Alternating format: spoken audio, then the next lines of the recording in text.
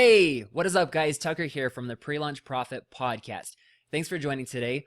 I want to go over just a couple of things. Today's episode is called How to Hire a Virtual Assistant. Now, the reason I wanted to come up with this was because, first of all, I've had great success finding and hiring virtual assistants to help me with my podcast, my editing, my images, that kind of stuff. But not only that, I know someone who actually needed help leveraging time. So she was asking me and basically just asking the question, how do I just get stuff done without having to do everything? So we're going to dive into this. We're going to go into, I've created an awesome PowerPoint for everyone so that we can all check it out, but let's go. So just go into here real quick.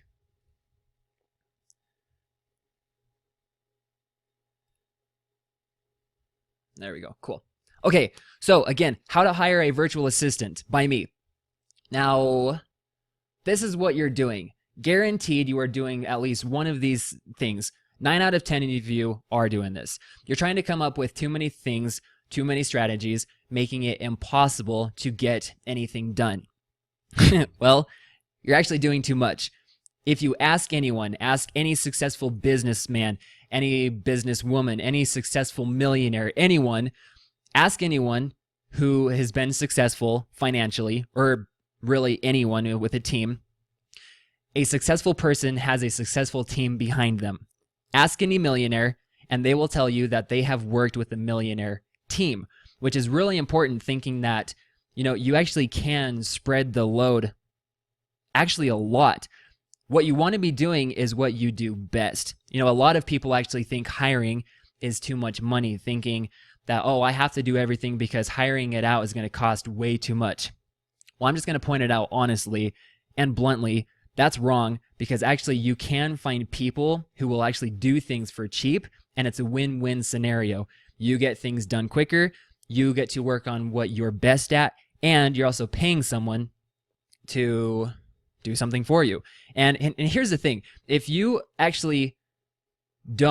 not creating your business, someone will hire you to create theirs. So if you want to build a successful business, if you want to progress, at a fast rate, because business loves speed, then you're going to have to do these things one day or another.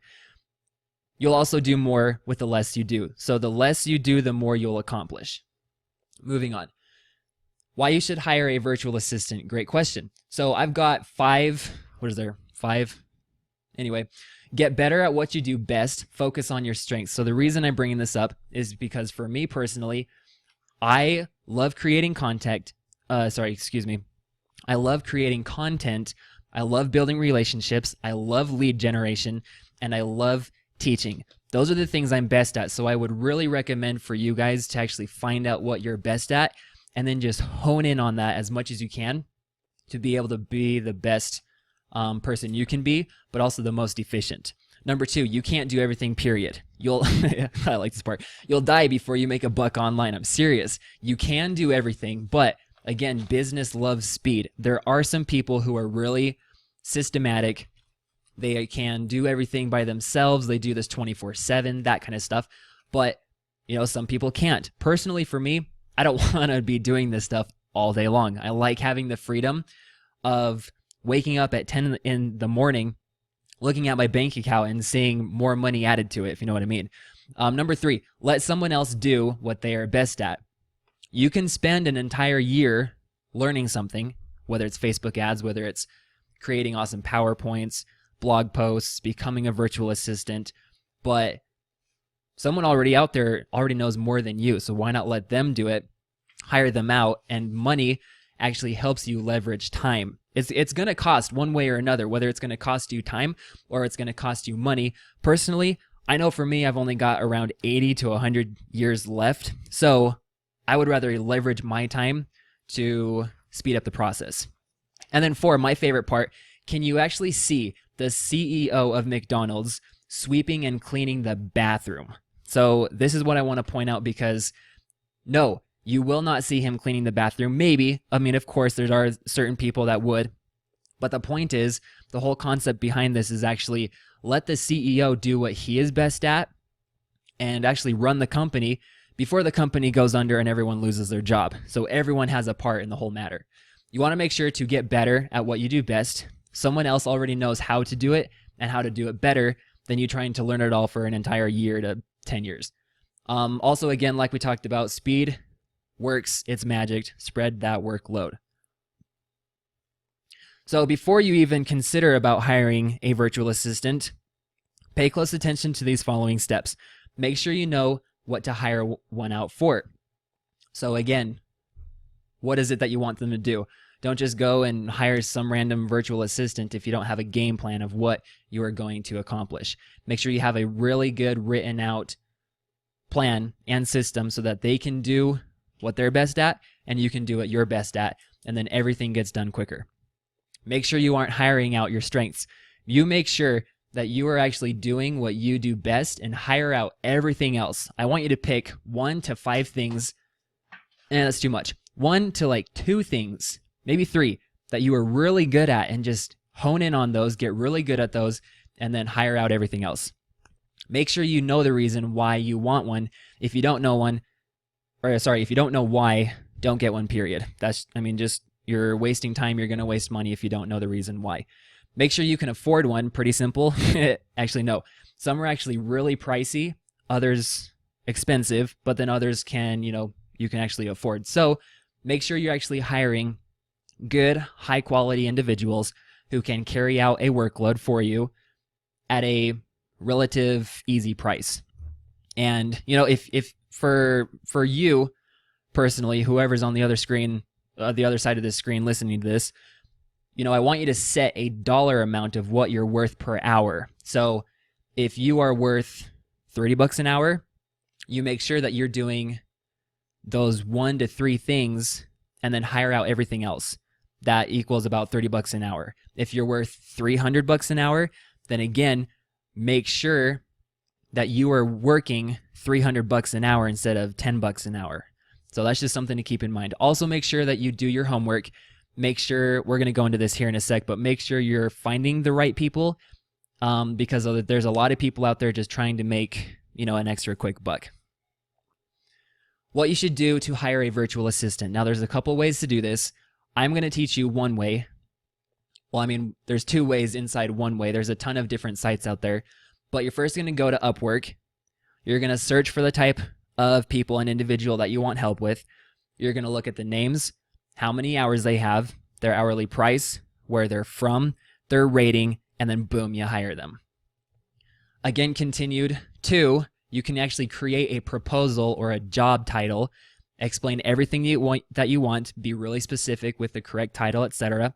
Submit it, and then actually people will find you and give you a proposal, or basically an application to work for you. So you wait 2 to 3 days, maybe even 5, depending on your schedule, to let the applications come in. Pick and choose the best, send them a message, get to know them a little bit, then hire that rock star. Other tips and tricks, and right after this we're going to go into Upwork and I'm going to show you guys what I do. Make sure you write a good specific proposal or a job summary explaining everything that you do and what you expect. Skype them, get them interviewed, make sure you actually find that key individual, ask them questions and give them scenarios of what they might encounter. And then when writing a proposal or that job summary, right at the top, no copy and pasted proposals, please. This helps weed out all the people that are just looking for that quick buck, and it actually gives you a bigger, just a better percentage of high quality people. So get excited, let's go. I'm going to show you guys a couple things. So I'm going to take you guys to Upwork. So Upwork, you can create an account pretty easily. I've got 2 here. I've got the client and the freelancer. The freelancer is the one that I use to get jobs. And then the client one is the one that I actually use to hire people. So what you're going to do is right here, you're going to post a job.